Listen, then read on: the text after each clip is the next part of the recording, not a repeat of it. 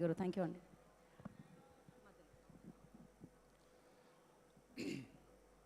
అందరికీ నమస్కారం అండి. నా ఆరాధ్య దైవానికి నేను సమర్పించుకున్న నైవేద్యం ఈ పాట. ఎందుకంటే మీ అందరూ నాకు ఒక్కొక్క చిరంజీవి కనిపిస్తున్నారు. ఒక 8-7 ఏళ్ళ పిల్లోడు వాళ్ళ ఇంట్లో ఒక 5 రూపాయలు దొంగతనం చేసి చూడాలని ఉంది అనే సినిమాకి వెళ్ళి వాళ్ళ అమ్మ చేత్తో ఆ రోజు నైట్ అంతా దెబ్బలు తిని అలిగి పడుకొని ఏం తినకుండా రేపు పొద్దున్నే మళ్ళీ వాళ్ళ అమ్మతో కలిసి చూడాలని ఉంది అనే సినిమాకి వెళ్ళిన కుర్రోడు సినిమా ఇండస్ట్రీకి వచ్చి ఒక 600 పాటలు రాశానండి నేను ఇప్పటిదాకా. సో అంటే ఇక్కడున్న ప్రతి ఒక్కళ్ళని అంటే ప్రత్యక్షంగానో పరోక్షంగానో బాస్ ఎప్పుడు ఆయన ఇన్స్పిరేషన్. అంటే ఇంతమందిని చూస్తుంటే నాకు అర్థమైంది అంటే ఎవరిని అంటే ప్రతి ఊళ్ళో ఒక హనుమాన్ ఒక మందిరం ఉన్నట్టు చిరంజీవి గారి అభిమాని కాని వాళ్ళు ఎవరు ఉంటారని నేను అనుకుంటున్నాను.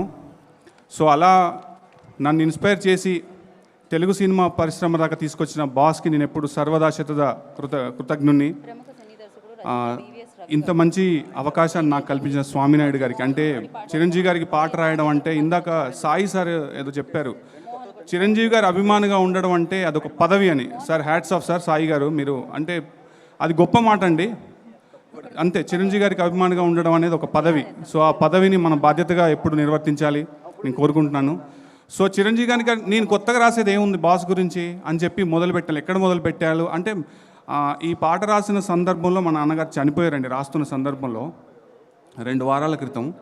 అంటే నేను ఏం రాయాలి, కొంచెం లో మూమెంట్లో ఉన్నాను అన్నప్పుడు స్వామినాయుడు గారు, సార్ మీరు ఆయన కొంచెం ఎంకరేజ్ చేసి నాకు, లేదు సార్ మనం బాస్కి ఎలాగైనా మంచి ఒక ట్రిబ్యూట్ చేద్దాం అంటే కొత్తగా నేను ఏం రాయాలి అని మొదలుపెట్టినప్పుడు నాకు ఆంజనేయ స్వామి ఆ చాలీసా వింటున్నప్పుడే మొదలైందండి.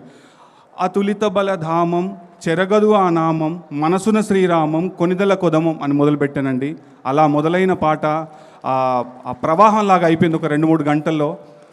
ఎంత ఆ ఎక్టిక్ షెడ్యూల్లో మణిశర్మ గారు, my favourite, one of my music favourite music director Mani Sharma గారు, ఆయన కూడా దాన్ని అంతే ఆప్యాయంగా స్వీకరించి అద్భుతంగా రాశారని ఎంకరేజ్ చేసి, ఆయన రావాలి ఇవాళ చెన్నైలో ఉన్నారు అందుకే రాలేకపోయారు.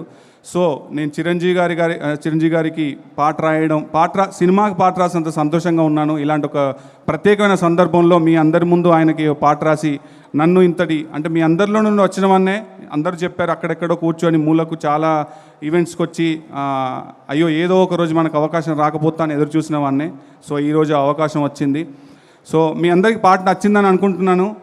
తర్వాత యూట్యూబ్లో వస్తుందండి, అందరూ వినండి. పాటని చాలా చాలా బాగా, అంటే ప్రేమతో రాసిన పాట అండి ఇది.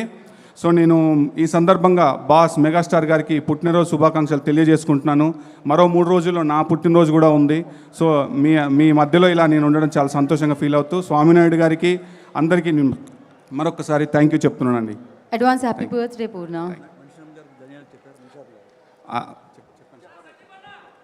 సో థ్యాంక్ యూ పూర్ణాచారి గారు, thank you so much. And now senior most